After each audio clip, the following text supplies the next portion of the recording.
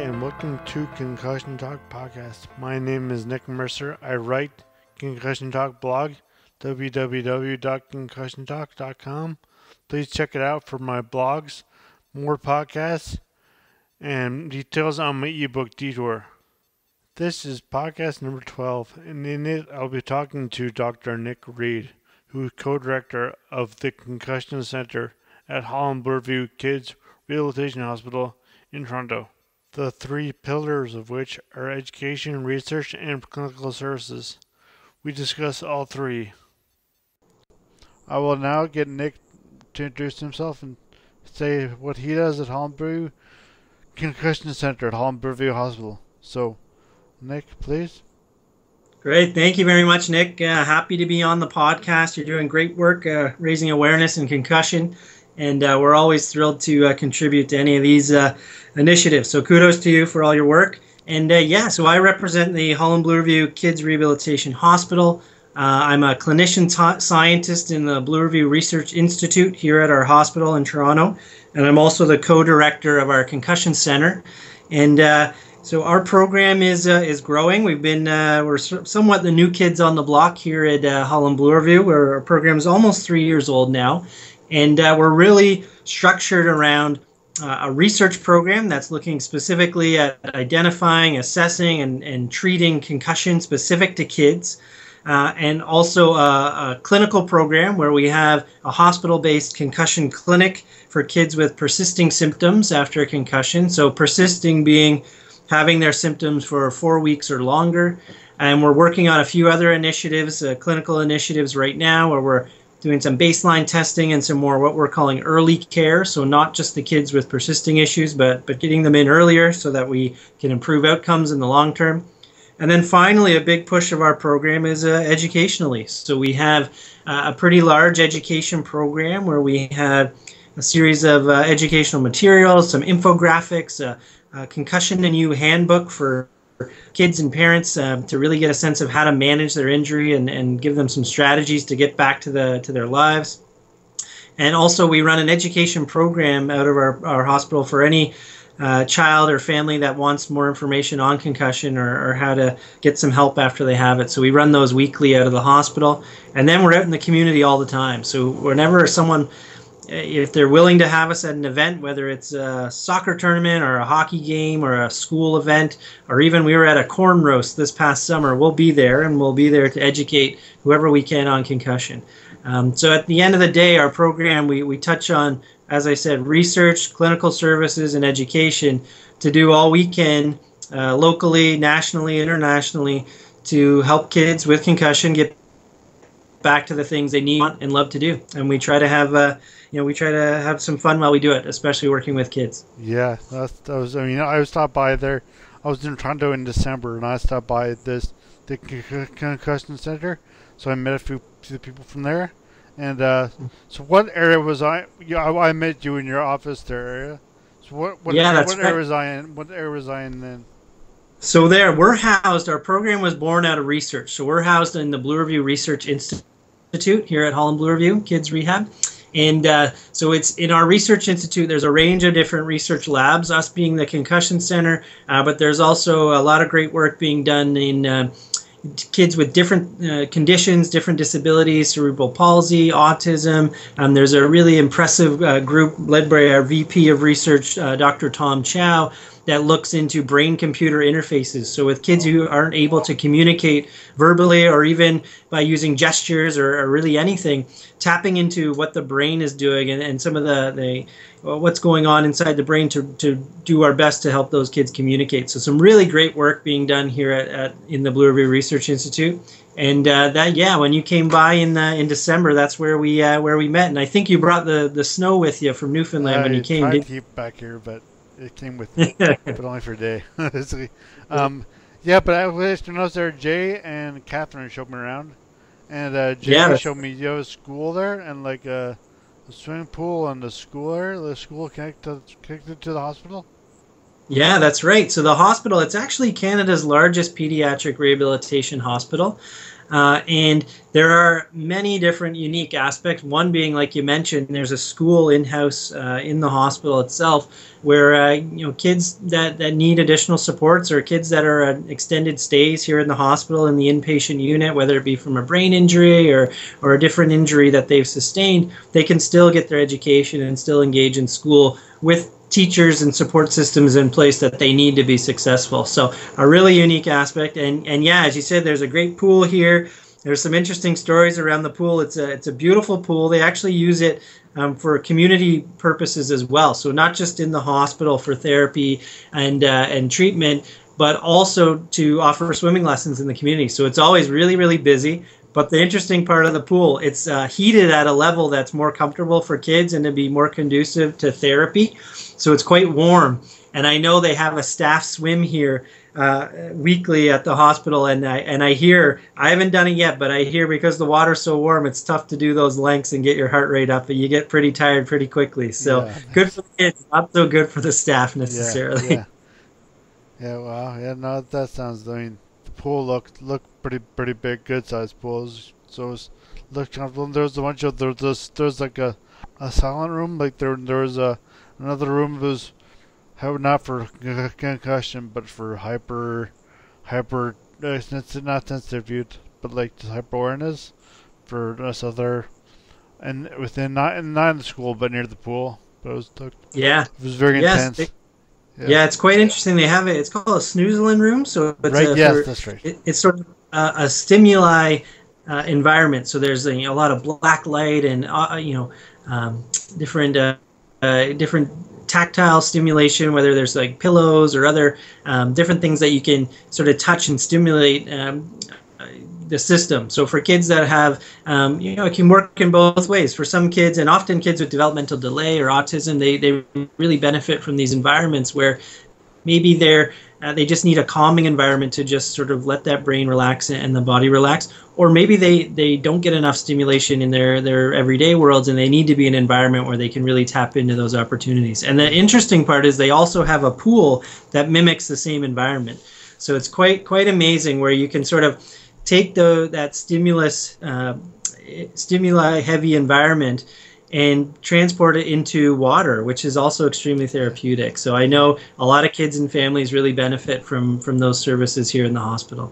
Yeah, well, I mean, it's impressive place you got there, for sure. Yeah, well, I think, and you know what, Nick, I think the best part about the place, yes, there's some great facilities and whatnot, but I know I sound cheesy when I say this, but I do say it often. It's and I'm sure you felt the same way when you came in. It just doesn't feel like a hospital, and it really is. The culture is set up to make kids and families smile at the end of the day, regardless of their condition and why they're here. And I think it, yes, the physical aspects of the building contribute to that, definitely, but it's really a cultural phenomenon here at Holland Bloorview, where I think it just makes people feel differently about their healthcare and in a more positive way.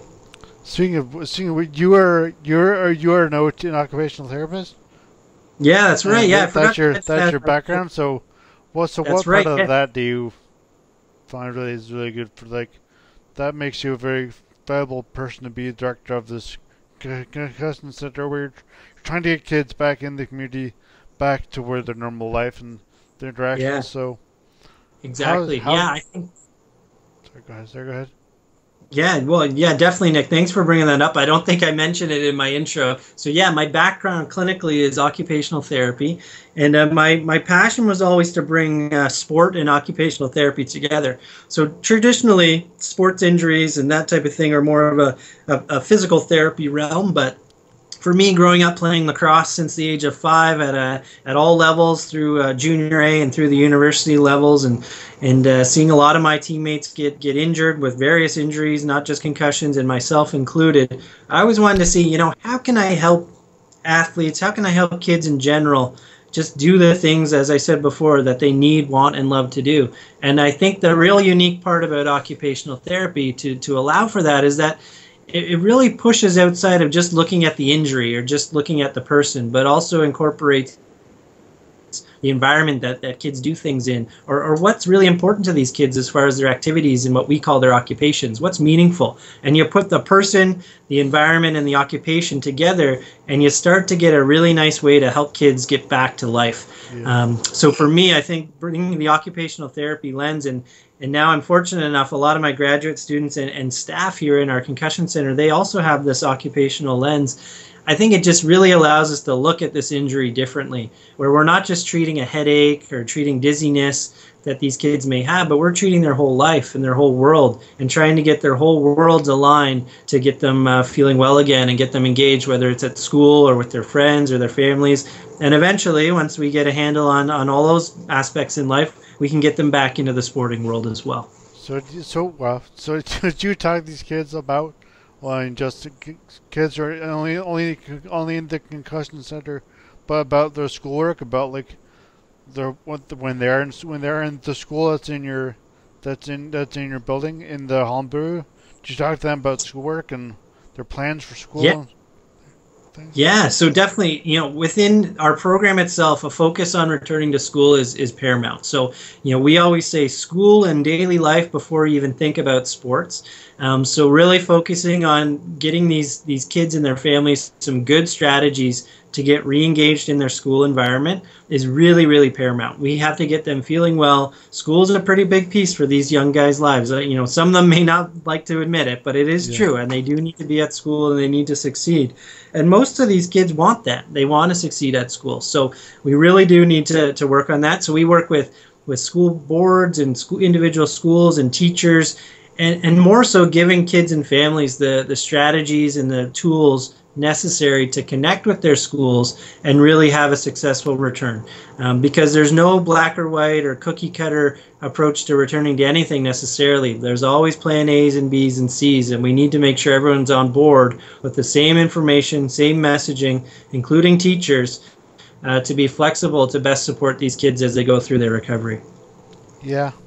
Let's say, I was gonna say, so it says your kids' rehabilitation hospital, but how old are these? How old do you go? Kids are 18? Yeah, great question, and we get that all the time. So our general practice is we treat and work with kids and families with kids under the age of, or 18 and under, so in their 18th year or under. So sometimes if care has begun prior to that 19th birthday, then we can still keep them in the service. But for the most part, it's 18 and under is the general rule of thumb within our hospital. So basically up until they graduate from high school.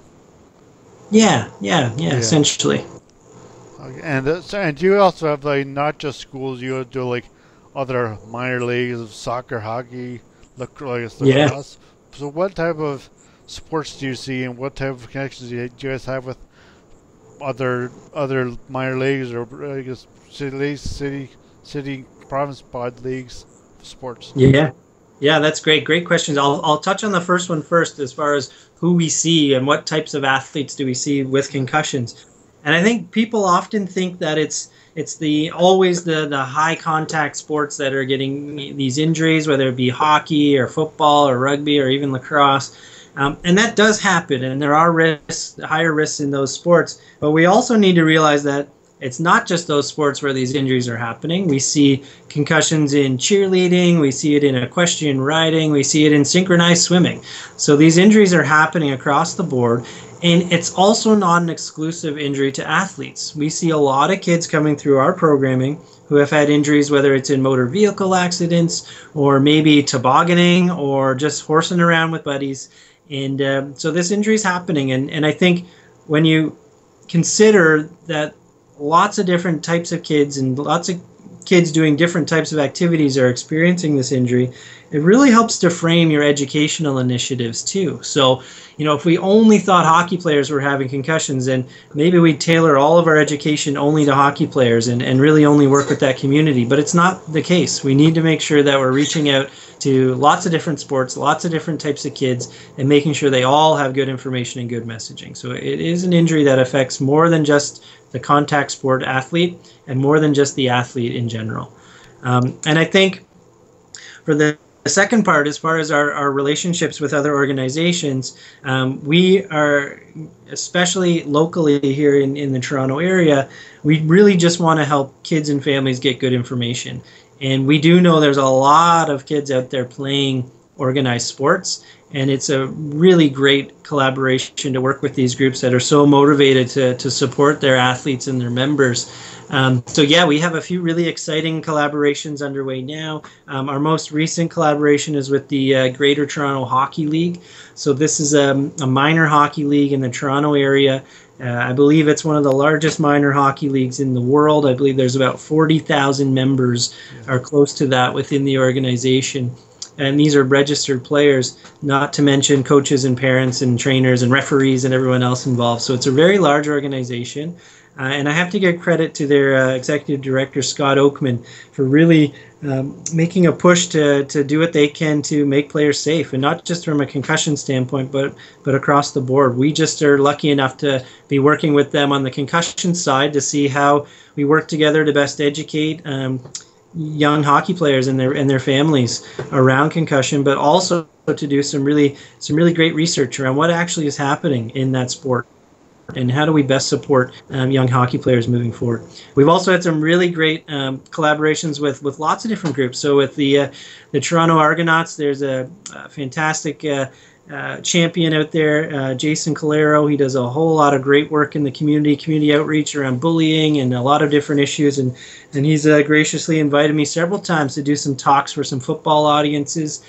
We do some work with the Ontario Soccer Association, so a massive minor soccer group here in the province of Ontario, doing some education and outreach there, working with doing some interesting stuff with their Toronto Football Club, the TFC, with their academy members, their younger players, and getting some of my occupational therapy graduate students involved in those collaborations.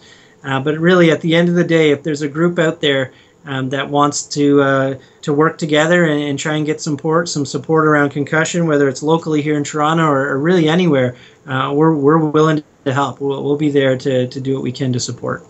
Yeah, so I know you're talking about your connections with these sports leagues, and I mean your research happens within the hospital. But I mean, what would you? I don't know if I'm in the spot here, but of exciting research, what have you seen? Is there exciting research going on at Holland Bloorview, no doubt, but also in the community or just internationally?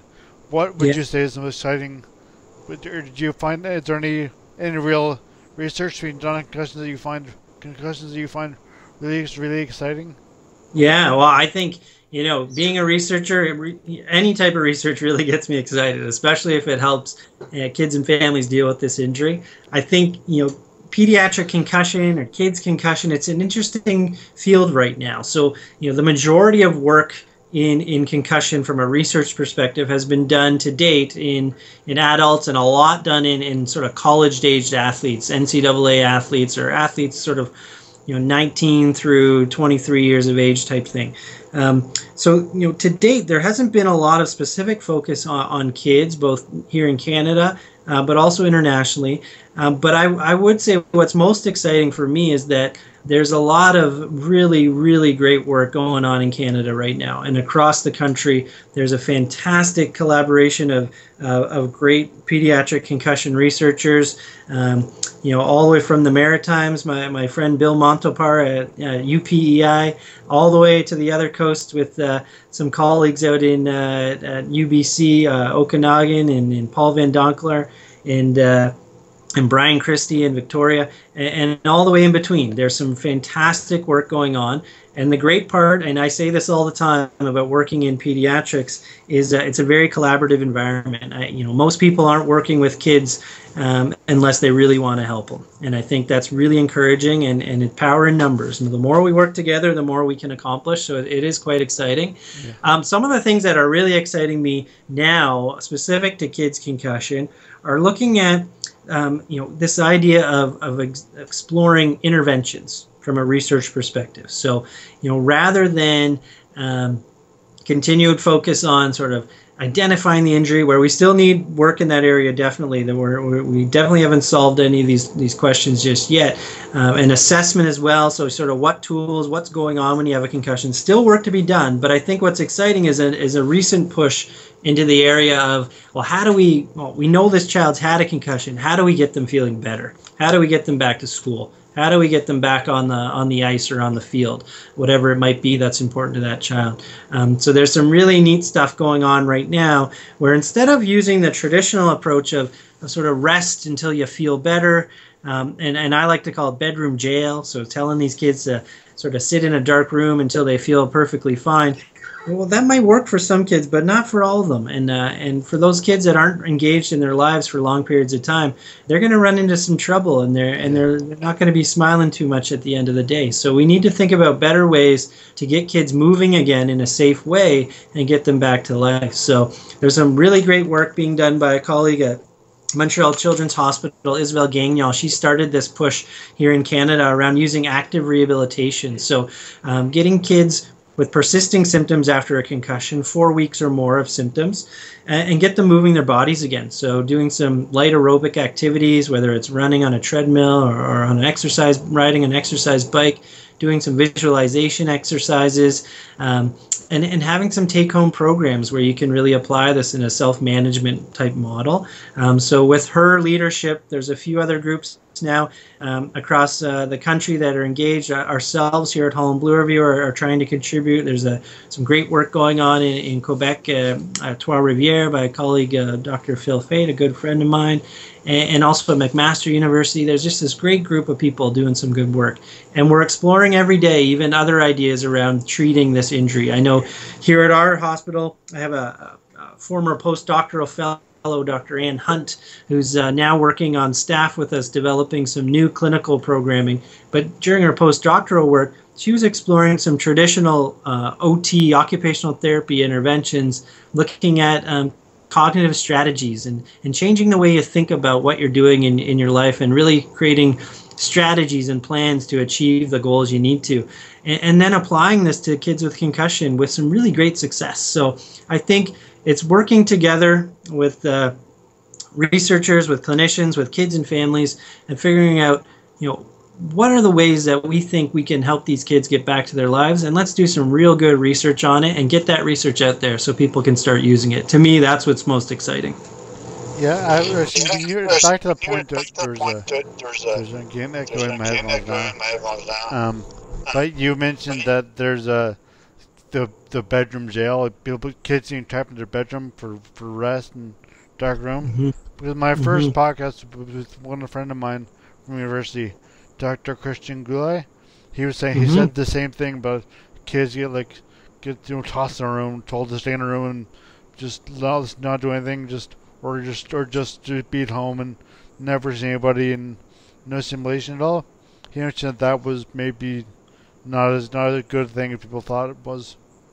And but also, my last question is also about one of your it goes towards research, but also towards returning to school activity life. Is your baseline testing program? So yes. Are you involved in this baseline testing, or is this more your physios and OTs? So what's involved in the baseline testing?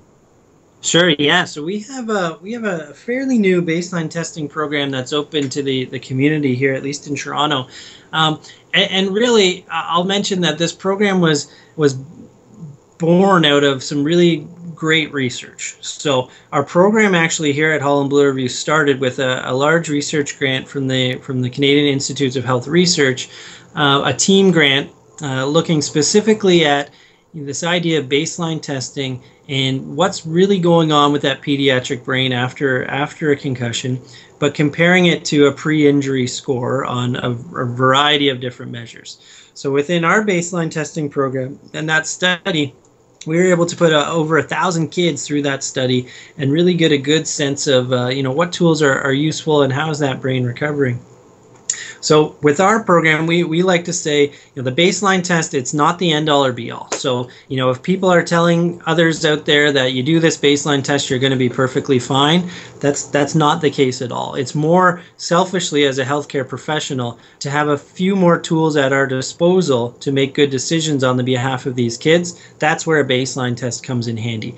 But we still need to make sure that we're considering lots of factors after an injury and not just what that score says on a baseline, on a post-injury test of that same test that we did at baseline. There's more to the picture than that. So that's always important for people to understand, but it can be quite useful. So in our program, we'll test young kids, mostly athletes, before their season begins or before an injury occurs on a range of tests that we do some cognitive testing, we do some balance and agility testing, we'll do some strength testing, some concussion history questionnaires and some symptoms.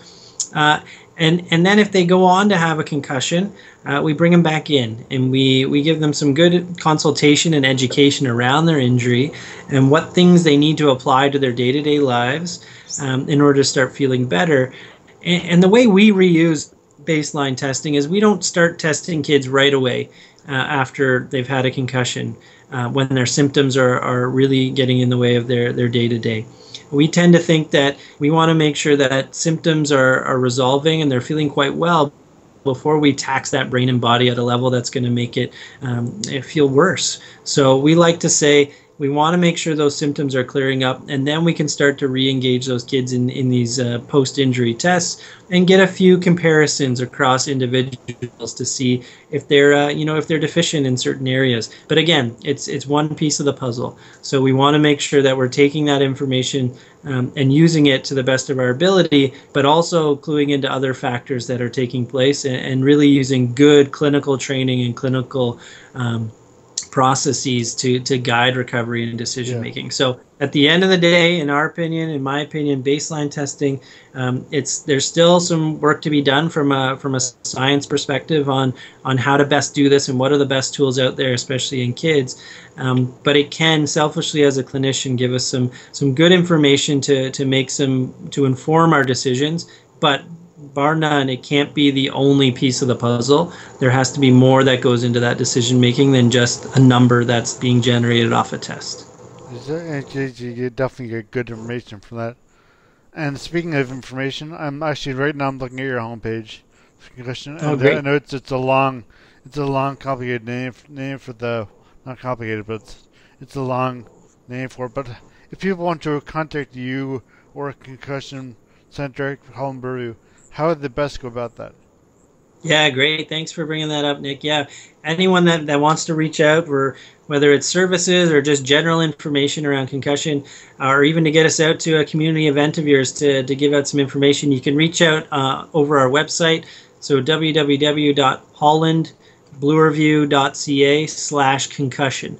And you're right, Nick, it is a bit of a mouthful. So that's Holland, HOLLAND, Bloorview, BLOORVIEW.ca/concussion. So you can find all the information on our services, whether our clinical programming, our research programming, or our educational programming on the website. And from an educational perspective, there's some great free tools on there as well that you may want to look at and use in your own situations or in your own networks if you're a coach or a teacher or even a healthcare provider. That Concussion in You handbook for kids and parents that I mentioned, freely available on the website, both in a PDF and an ebook version. So hollandbloorview.ca/concussion handbook, and you can check that out and see if it's something that might work for you and those in your lives. And I would say as well, we try to have a pretty decent social media presence. So you can check us out on Twitter at our handle @KidsConcussion, or myself at Dr. Nick Reed, and you can follow along and see some of the initiatives that we have underway. What about do you have a Facebook page? So there is a hospital Facebook page that you can check out. So Holland Bloorview, if you just plug that in on Facebook, you can get some direction to Facebook. But right now, the majority of our social media is on Twitter at the moment. Oh, yes, and I follow Kids Concussion and Dr. Nick Reed on Twitter as well. So and there I know they put up some great handouts that I got when I was visiting there. I got handouts Yeah. that I've seen on Twitter. So just Yeah. so just some valuable information placed on Twitter. Yeah, and we try to be as active as we can on there to Yeah. keep that feed pretty entertaining. So if you're looking for some regular updates around concussion and not just what we're up to, but some good resources, yeah, that's a good place to follow along at Kids Concussion. Well, thank you so much. This is a very informative talk, and as we were saying, there's so much more to know and learn and find out about Holland Bloorview and about pediatric concussions. So please visit our website, follow them on Twitter, check out the Facebook page, and thanks again, Dr. Nick Reed, for this great talk, and you definitely helped a lot of people by letting them know about this. So thank you. Well, absolutely my pleasure. Thanks for having me on, Nick, and I will, again, give you full credit for all of your efforts and what you're trying to do to raise awareness around concussion in the community and abroad. You're doing some great work, and we're always happy to support your initiative, so thank you. Well, thanks a lot. Again, thanks to Dr. Nick Reed and the Holland Bloorview Concussion Centre. And thank you all for listening. The music at the beginning of this podcast is by Ben Sound. www.bensound.com.